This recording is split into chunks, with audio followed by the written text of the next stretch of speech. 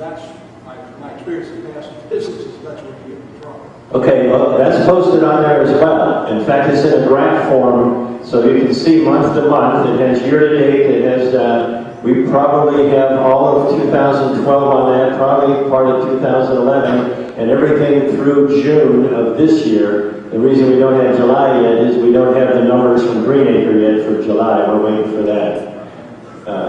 So if you need anything more than what you see on there, let me know. And, you know, I mean, our numbers are there for anybody to look at. We try proactively to put things out. And as far as the reserves too, there's a nice summary coming out in the next tidbits on our reserves and how that money looks and all the things that are covered in the reserves as well. If I could just add one thing to that also, related to the timing, they said, you know, we were targeting next May to do the improvements. Well, May through October are the kind of the months that we lose the most money in the dining room because we have the least number of people here and the least amount of usage. So that would be that's the prime reason that we would be doing the improvements during that period of time, because obviously the facilities, the dining facilities would have to be shut down during that, you know, while the improvements are happening. Before I back up, how long is it projected to take? It's probably a 6 to 8 month time period for construction. You younger now. Is it possible to go back to the previous slide there?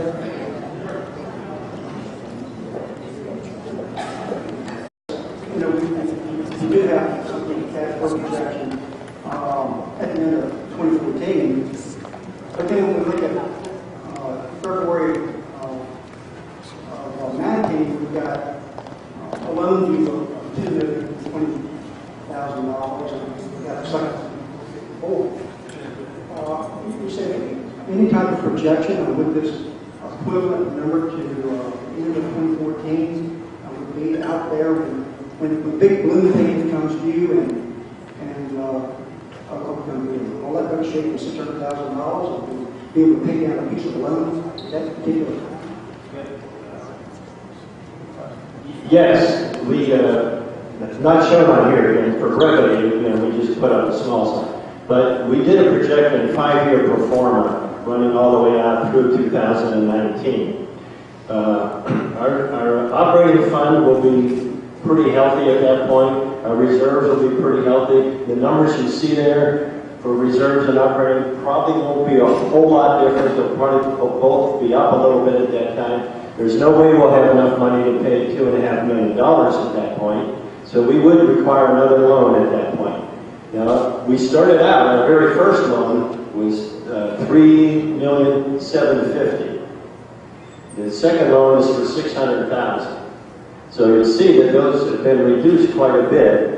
By the time these both come due, we'll be down to about $2.5 million, which would we could probably do a 5-year loan at that point, or a 7-year, and probably have it paid for after that period is up, without any increase again. Okay, all right. So you're saying the operating fund, we're kind of visualizing the operating fund staying at that level even into 19? Yeah, so it'll probably be slightly higher than that, but not a whole lot. Well, what happens if within the next, until 19, if we have a significant expense or something like that? Is that where we get into reserves? Is that an adequate reserve type of number? Give me an example of what you're thinking of. Well, I drive every day and I see the roads pretty cracked out. And I wonder about that. Yeah, the reserve study that was done was very extensive.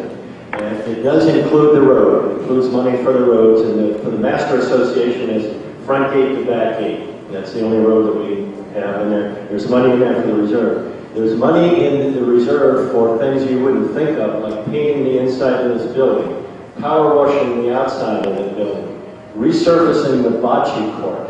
I mean, this reserve study, they went into everything on the reserve study, and it was very, very tight and everything. You have a whole lot of other expenses. Yeah. About built into this forecast, rather than just what we pull up and look at in history. Sounds like. Jan Calvert, and my question is with the remodeling of the ballroom, you're going to be taking away part of the stage area for a hallway. You're going to be moving the stage over to the side. This room itself usually holds a maximum of 200, and that's really packing them in. What would be the anticipated capacity, and will the ballroom be enlarged at all, or will it be shrunk by this remodel? The ballroom will, as I said, the hallway will essentially, it's a little bit further back from the stage, but the equivalent floor area of the ballroom, from about where David's standing backwards, will stay about the same. And then we're going to have, we haven't decided yet, there's conversation about perhaps a portable stage. You know, when you don't need it, then you can bring it up and add some more tables, or install it or assemble it for the times when you do need a stage. So it's about the equivalent floor area of what you have right now. Blackboard Front Loop. The motion economy of your renovation looks pretty good in my humble opinion. You mentioned though that the upper limit, once you complete renovation in the dining room area, I believe you mentioned 80 people. How does that relate to the number of people you now feed? And will that be adequate to accommodate the projected population increase? And secondly, the same logic in terms of the bar. What will be the saturation point in terms of your projected changes? Do you follow me? Well, yeah. Again, remember, you're going to have several dining options. You're going to have a restaurant, which essentially is about where it is now. Maybe that could seat. I mean, we're still doing the analysis, but maybe that seats 60 to 80 people, maybe 80. Yeah, that's my point. It seems like you need to increase that, not maintain status quo. Well, again, remember there's going to be dining options where you have the bar and grill, which will seat the bar. I believe right now we have it shown for perhaps seating 20, something like that. But then also you'll be able to have an additional 40. That plan, about 40 other table settings. Okay. So I'm just saying, without looking specifically on the details, consider trying to maximize those areas, because I know I've been here several times and it's always filled the restaurant. You can't, there's not enough room for people we have now. So, you've got all that square footage in the kitchen, which is wonderful, but you may want to rob Peter to pay Paul to make sure you have enough. So when I come in to eat, and I have to tell me, oh, you can't eat tonight. That's why I live here, so I can eat here. So just consider all that and make sure that you've done the best you can to rob Peter to pay Paul. Okay, we'll go back. Because I get 150 people and I have to tell them I can't hold it anymore. If we make it smaller, I don't think it'll work. Hey, tell me what activity, dances?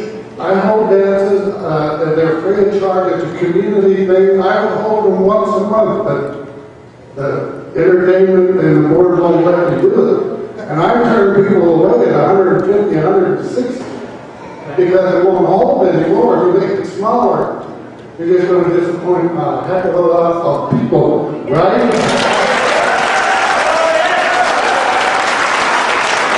I think there are other directions there, because when I hold dances, I do not charge, and everything is for the community, and it is a community center. If you take that away, you're going to hurt a lot of people.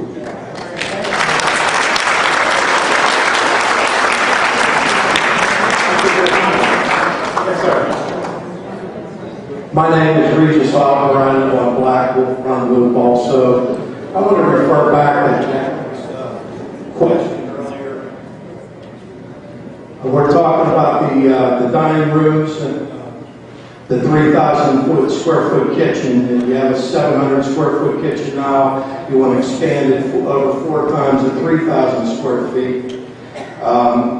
Let me get this right. You have 60 to 80 people in the dining room. You have maybe 60 people in the new bar and grill, and maybe 200 people in the ballroom. Okay. I understand you want to go outside, get outside catering, do events and things like that, but we have a 700-foot kitchen and we're losing $80,000 per year. Now we're going to go up 4 times and expand that, not counting the new equipment that you're going to have to put into the kitchen, the new staff that you're going to have to put into the kitchen, and the new training and everything that this new staff is going to have to get. Now, 700 square feet projects to 80,000 lost. I know you're working on that. But isn't it sort of a gamble to go 3,000 square feet? And what kind of loss are we going to have there?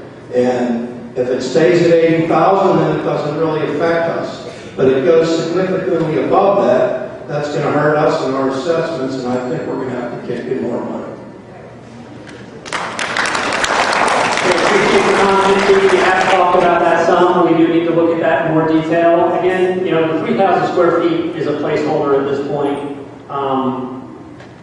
It was funny when we started the process and talked to Chef, and you know, he's been working in that kitchen so long that he was happy. You know, when we talked about adding 50 square feet to it. So you know, when we started looking at some of the other facilities, not that we need all of that. The other thing is not exactly an apples to apples comparison. I mean, we have 680 square feet or 700 square feet in there, but then it's got a whole bunch of stuff out in the parking lot. I mean, we've got kids' playhouses out there where we store equipment out there. So there is additional square footage, not very efficient square footage, that we use. We have refrigeration units that are sitting out in the parking lot. Again, not very ideal. And part of the square footage that we're talking about for the kitchen also is serving stations. Right now, our servers kind of stand outside in the dining facility here, and part of that square footage is just creating a wall where they're kind of out of the dining area, so they're not, you know, keying in everything, and they're out of sight of the